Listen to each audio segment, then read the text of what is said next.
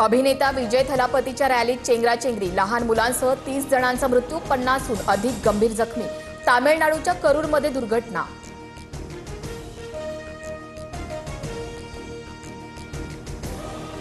तामिळनाडू चेंगराचेंगरीच्या घटनेवर पंतप्रधान मोदींसह मुख्यमंत्री स्टॅलिन यांच्याकडून शोक व्यक्त। 50 जखमींवर करूर रुग्णालयात उपचार सुरू, मृतांचा आकडा आणखी वाढण्याची शक्यता।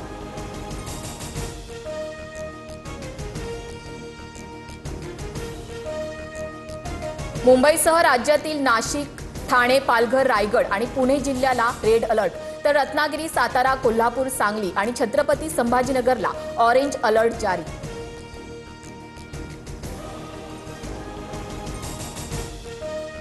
कोकण, मध्य महाराष्ट्र, मराठवाड्यासह राज्यभरात 30 सप्टेंबरपर्यंत अतिवृष्टीचा इशारा। मुंबई, ठाणे, पालघर, रायगड, रत्नागिरी, सिंधुदुर्गात पुराच्या धोक्याची शक्यता। नागरिकांनी सतर्क राहण्याचं आवाहन।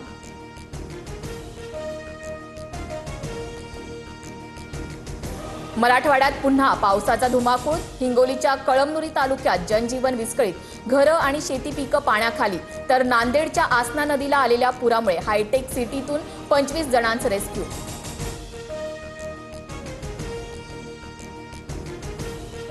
धाराशिवच्या भूम, परांडा, लोहारा, उमरगा तालुक्याला पावसानं झोडपलं। शेतजमिनी पाण्याखाली। पाथरुड, आंबी या दोन्ही मार्गावरील वाहतूक पूर्णपणे बंद। अनेक गावांचा एकमेकांशी असलेला संपर्क तुटला।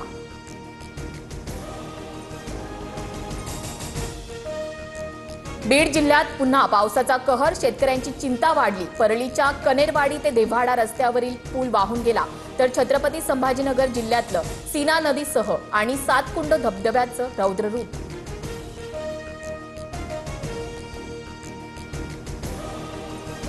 बीड, सोलापुरात अतिवृष्टीग्रस्त शेतकऱ्यांना सरकारी मदतीचं वाटप सुरू। 10 किलो गहू, 10 किलो तांदूळ, पशुखाद्याचं वाटप। देवस्थान आणि राजकीय पक्षही मदतीसाठी सरसावले।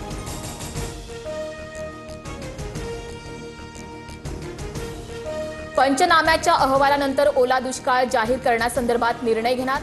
जळगावातील नुकसानग्रस्त शेतकऱ्यांना मुख्यमंत्री फडणवीसांकडून मदतीचं आश्वासन।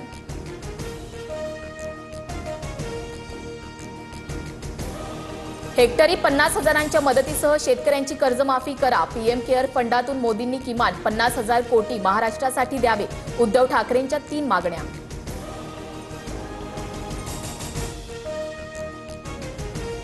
नांदेडच्या पूरग्रस्तांशी अजित पवारांचा व्हिडिओ कॉलद्वारे संवाद। संसार पुन्हा उभे करण्यासाठी सर्वस्व पणाला लावू, अजितदादांनी नागरिकांना धीर दिला।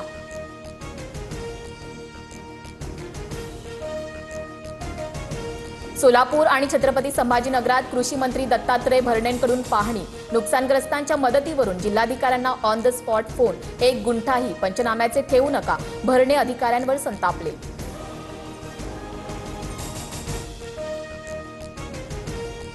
8 दिवस कुठे होतात? निवडणुकीत पैसे दिले, आता बघतही नाही। म्हाड्याच्या उंदर गावात सदाभाऊ खोतांवर शेतकऱ्यांच्या प्रश्नांची सरबत्ती। ग्रामस्थांच्या रोषानंतर खोतांचा काढता पाय।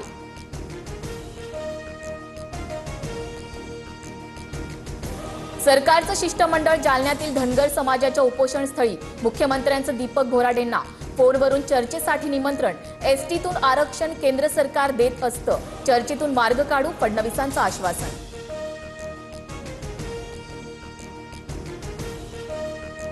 मुंबईतील भायखळा रेल्वे स्थानक परिसरात आय लव्ह मोहम्मदची बॅनरबाजी। वार्तांकन करताना परिसरातील नागरिकांकडून माध्यम प्रतिनिधींना शिवीगाळ आणि धमकी।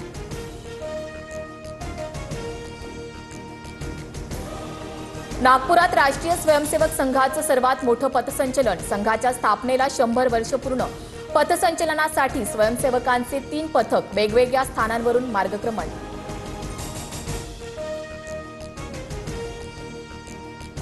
2029 पर्यंत मी राज्यातच काम करावं अशी पक्षाची इच्छा। पुढील काही वर्षांसाठी विकासाच्या योजना केंद्राला दिल्या। पत्रकारांसोबतच्या गप्पांवेळी मुख्यमंत्री फडणवीसांचं वक्तव्य।